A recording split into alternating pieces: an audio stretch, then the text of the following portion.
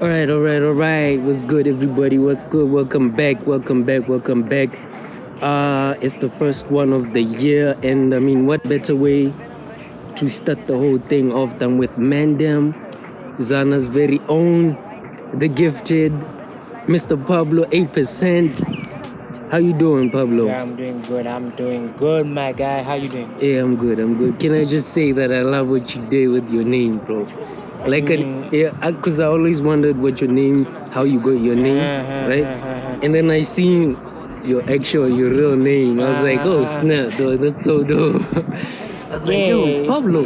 It happened naturally. Like in high school, there were these guys. One was in Form 1, there were these guys in Form 4. One of them was, I think it was Sonke or who, I forgot.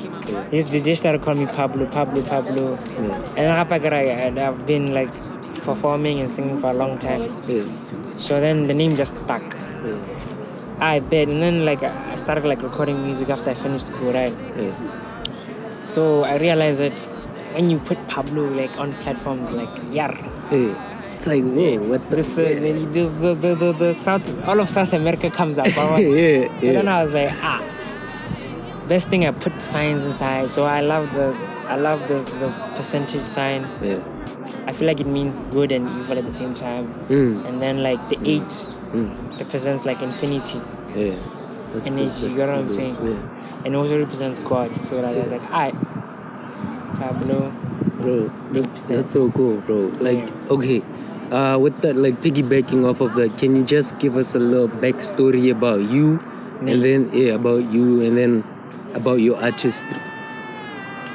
Well, if I start from the beginning, I'd say I was like when I started like really. How do I start this? Okay. So growing up, I was like a very lonely kid. Very lonely. Like I don't know if it was depression or what, but it was like there a lot in my life. So there came a time. My parents are pastors, so yeah. There came a time when I was like 11. So they used to put instruments at our house. So okay, I bet. So then there was a time they came. There was one night they came. They put the instruments, and then the way there was this girl. The way she talked, like she was so welcoming. She was like, "She'd come. She'd go. These guys are funny. Let me go." I just started out playing. Okay, So then I come. I start doing backing. I start doing a backing vocal at the church. Okay, I'm doing this for a year now. Okay, what's happening? And then I started learning the keyboard. And then from there I started learning how to sing and started learning the guitar, a little bit of drums. Then this is from like primary. Then fast forward to, and then I was doing freestyles. I was rapping. My cousin introduced me to like NF and your Johnny Lucas, like before people knew them. Shout out to what's his stage name? Shout out to Vast. And the boy put me on. The boy he knew people before they blew. Like that was his gift. He always knew what the new music was before anyone was onto it. You see the way people are listening to NF? I listened to that nigga when he dropped Mention. That's when I knew him. So we're in high school like that. So then the year, I think when was this? The year's ending. My man went Form 4, the year's ending. So there's this girl I loved like with all my heart. And like I never told her. Like it killed me because like I always wanted to like do it at the right time. I bet. The boy is taking too much time. The boy is shy. Whoa. So I gotta talk about the loneliness and So like it also messed with my self-esteem and all that stuff. I bet. So then that was what motivated me to actually go to the studio and start recording. So I started. So then we made a first track. It was called K. And then did second track. It was for a close friend. Like she fell pregnant while we were in Form 4 and stuff. And also like my music, I want when I die, there should be songs that stay with people and songs that change people's lives. Because I just don't want to be. I don't want to be one of the main reasons why I'm doing this because I want to impact people's lives. Right. You get what I'm saying? Yeah, because like music is very powerful in what it can say. Like what you say to yourself, what you say to other people is very important. Like you need to watch how you move and all that stuff. Like that was the second song I did. It really, it made some noise in people. So then I kept on doing tracks. Fast forward, I did like 3 projects. I did like, is it 3?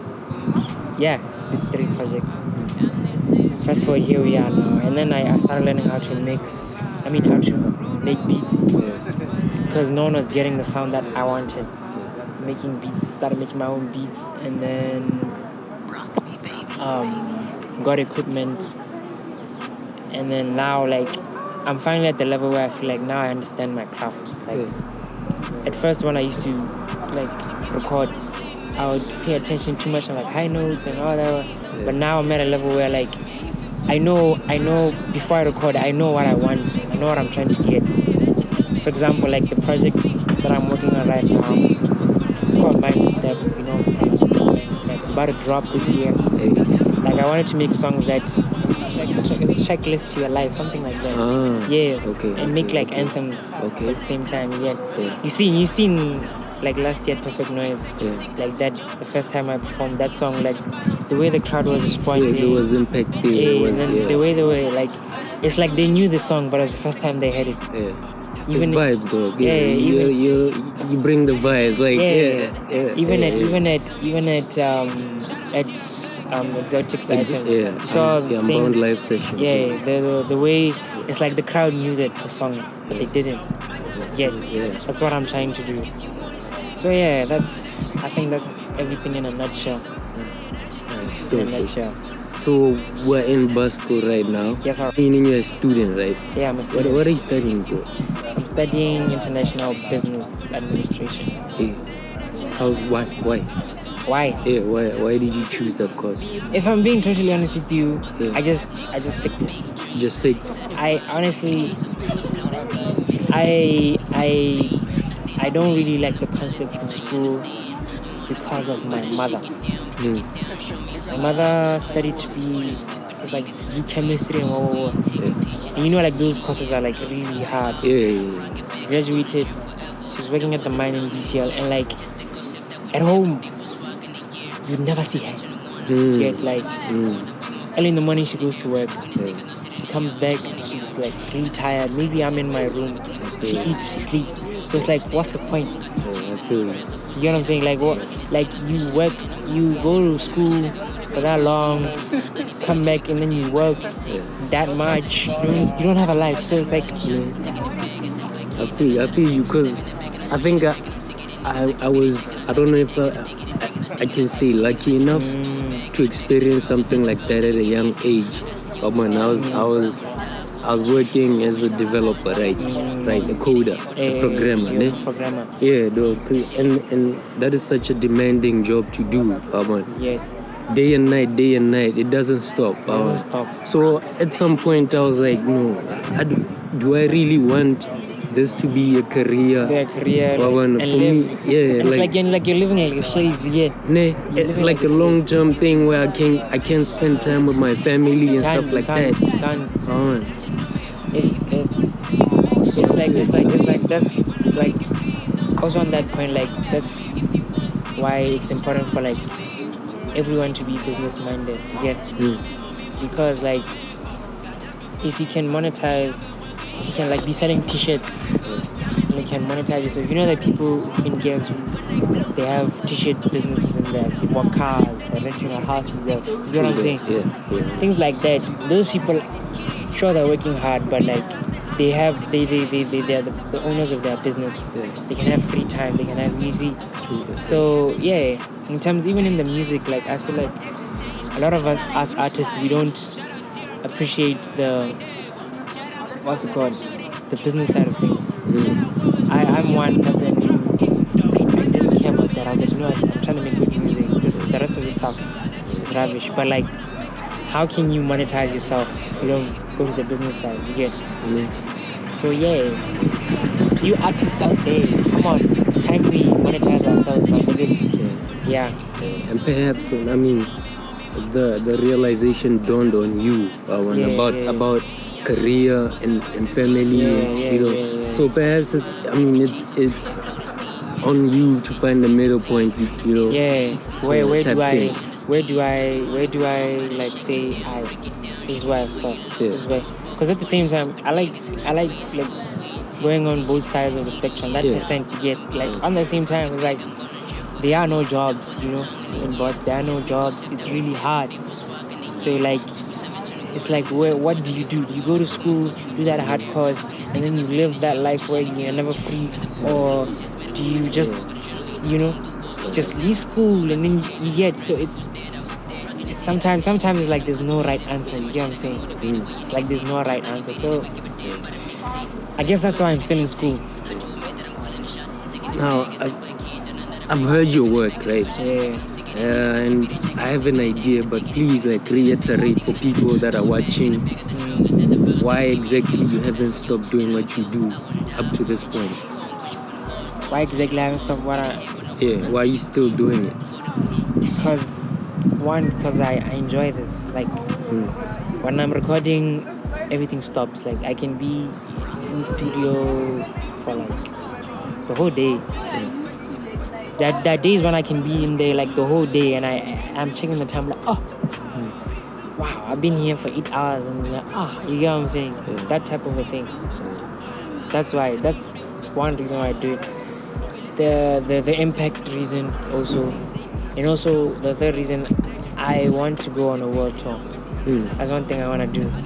Like, even if I just tour Africa or something, I want to tour. Like, because I think you've seen, I really enjoy performing. Yeah, I've seen it. I enjoy it. It makes me feel alive. So I would love to do like, let's talk for a bit. I can continue. Yeah, I would love to do a world tour. I would love to, like, with all my heart.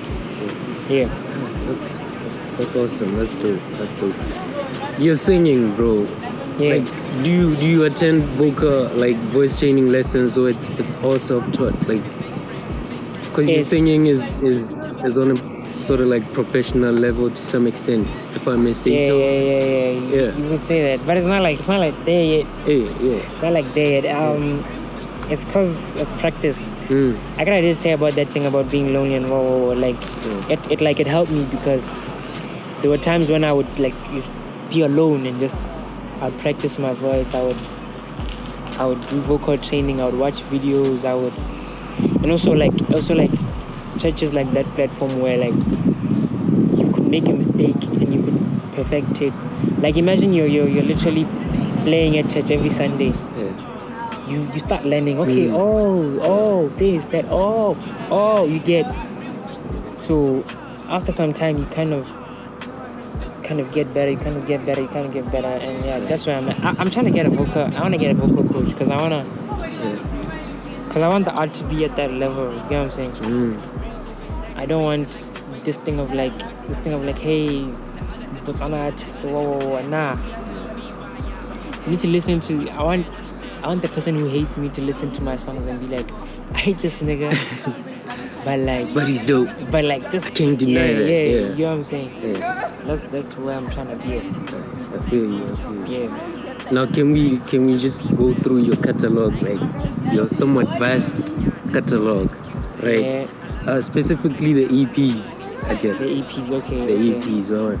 One by one, like, and if you don't mind, you can just explain like what was happening in your head at that point, and then after I'm gonna tell you my faves from each one. Okay. From each one, alright. So, Love and Pain. Love and Pain. That's the first project. I was about to. I used to school in China. Then Corona happened. So I was about to go there, and I was like, I need to drop something. Oh, you're studying in China? It's the same course here. Yeah. So, it was rushed. Like, it was rushed. It was the first time doing a project, you know. So I bet just come with the beats, just write fast, record. Even like you can hear the verses and stuff, like it was rushed. There was one song which I really loved, which is K Part 2. Yeah, that's the first song, right? Yeah, The first track, yeah. it was that track. It happened naturally. Like I'd written the verses and I'd wanted it to be a certain type. But when we landed there, oh yeah, shout out TRK. Shout out. Shout out TRK. Just side note, that guy, he helped me a lot. Like, you know those people who instilled hard work in me. Like, I would record like so much and be like, delete rubbish, do it again. Delete rubbish, do it again. Like you do that so long. To the point where I was like, it has to be at this level. If it's not at this level, delete, do it again. So yeah, there was that track K Part 2. Like the way it came out, it was unplanned. Things are just so beautiful at times. You know? Like it feels like someone was painting it, but like it was, you know what I'm saying? Yeah, and then there was internet beats. When I was in China, I couldn't manage to record. I wanted to work on this project called, I wanted to call it What's Wrong With Me, but then it didn't. But I'm gonna work on it in the future. But yeah, I couldn't record when I was in China. But then I was refining my beats. I was refining my beats and my rapping. So when I came back, I was like, you know what? I'm gonna make a project with internet beats for the last time. For the last time. So then that was internet beats. I think that was in 2020. Yeah. Dropped that. Yeah, I took a little bit of time working on that one. It was during after the pandemic, so like I was taking my time selecting beats and things like that. So yeah, internet beats. And then I Have to Be Me. I Have to Be Me. That one. That's where I started. I produced everything there.